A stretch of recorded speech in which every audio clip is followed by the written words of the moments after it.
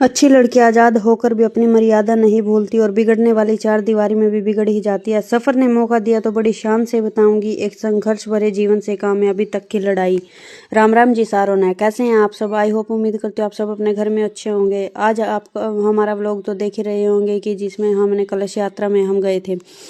तो बच्चे सुबह सोकर उठ रहे थे, आप सब देख सकते हैं कितने प्यार से सो रहे थे। मैं उठ गई थी, उठकर मैंने सुबह ऊपर जाकर सबसे पहले लगाई मशीन। आप ऊपर का वेदर देख ही सकते हो कि मौसम बहुत साफ था। साफ होने के लिए जैसे कि धुंध भी नहीं थी और मौसम बादल भी नहीं थे, तो मैंने लगा दी थी मशीन कपड़े धोने के लिए। तो मैं आ गई थी नीचे, ताज़ा पानी मैंने चला लिया। ताज़ा पानी चलाने के बाद मैंने ताज़ा पानी की बाल्टी भर ली थी और चाय रख दी थी एक साइड में। फिर मैंने खाना भी बना दिया था, रोटियां सेक दी थी जी जिसको खाना खाना था। तो आज संडे था, बच्चे तो मूडी हैं, लेट ही खाते हैं, ये तो स्कूल जाते हैं इसलिए सुबह खा लेते हैं। तो मेरी बेटी लॉक कर खोल कर आ गई थी दूध लेने के लिए। दूध नहीं मिला तो दूध मिलेगा शाम को, आप सब देख सकते हैं। फिर मैंने किया बीच बीच में कस्टमर अटेंड, आप सब देख सकते हो। मैंने फ्लपी यही डाला हुआ है क्योंकि मुझे बाद में सूट डालना है, कलश यात्रा में जाना है। तो आप सब समझ ही सकते हैं, बार बार मुझसे तो कपड़े चेंज नहीं होते कि मैं अभी ये डालूँ फिर वो डालूँ।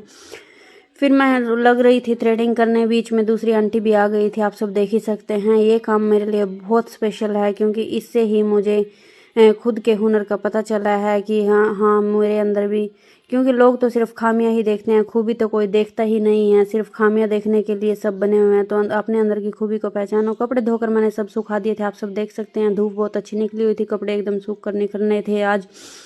तो सारे कपड़े सुखाने के बाद मैं आ गई थी नीचे, पेड़ों में भी मैंने पानी डाल दिया था, आप सब देख सकते हैं। मेरी बेटी लगा रही थी झाड़ू क्योंकि हमें बहुत जल्दी थी, हमें जाना था कलश यात्रा में। तो मैंने सूट तो डाल लिया था, फिर मैंने किया बर्तनों को क्लीन। सारी रसोई क्लीन करने के बाद आप सब देख सकते हैं सभी बर्तनों। फिर मैं चली गई थी कलश यात्रा में, बच्चे थे घर पर ही, इनको जाना था ट्यूशन पे 11 बजे, क्योंकि बच्चों को वहाँ तंग हो जाते और भीड़ भी बहुत होती है। तो मुझे तो जबरदस्ती वो टोकन दिया हुआ था तो जाना भी जरूर था। उन्होंने बोला था कि ज़्यादा टाइम तो नहीं लगेगा। फिर हम गुरुद्वारे से होते हुए निकले, वहाँ पर भी मत्था टेक लिया था क्योंकि आज पंचमी थी। पंचमी का हमारे यहाँ बहुत अच्छा मेला लगता है। यहाँ 9वीं पातशाही गुरुद्वारा है, शीशगंज गुरुद्वारा, उसमें बहुत अच्छा मेला लगता है हर पंचमी को। तो फिर आप कलश यात्रा देख सकते हैं, भारी भरकम भीड़ थी और सब आनंद ले रहे थे कलश यात्रा का। और मैंने भी कलश उठाया था। आप सब बताना मेरे आज की लुक कैसी थी। मैंने आज न्यू सूट डाला है, ये सूट मेरी बहन ने सिला है और ये शेफाली मेरी फ्रेंड है, इसने ही मुझे टोकन दिया था। मैं चली गई थी, ये भैया आ गए थे डिलीवरी वाले, इससे मैंने आज लेना था ऑर्डर, क्योंकि मैंने कुछ ऑर्डर किया हुआ था घर के लिए।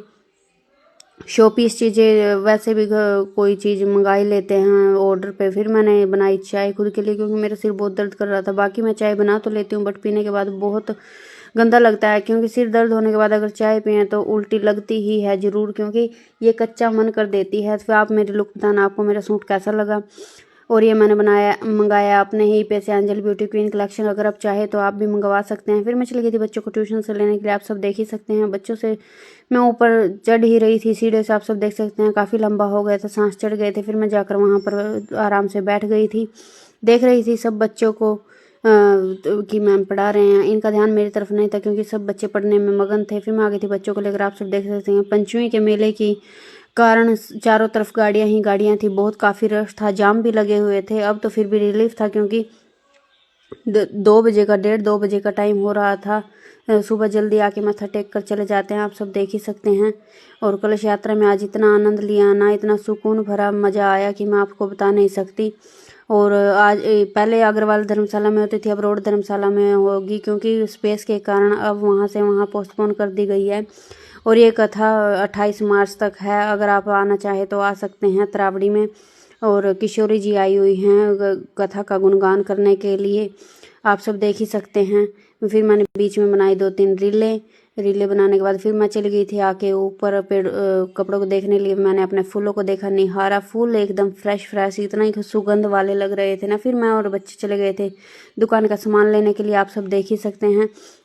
अगर बच्चे घर पे हो, मैं अकेले कभी नहीं जाती, इनको लेकर ही जाती हूँ कि इनको भी धीरे धीरे हिसाब आ जाएगा। और वैसे भी मैं अकेले जाना पसंद नहीं करती। आप सब देख सकते हैं मेरी बेटी कचरे के ढेर की तरह से सामान के कट्टे को उठाए हुए, और इनको खाने से फुर्सत है ही नहीं। और मैं भी चली हुई थी सामान लेकर, आप सब देख ही सकते हैं।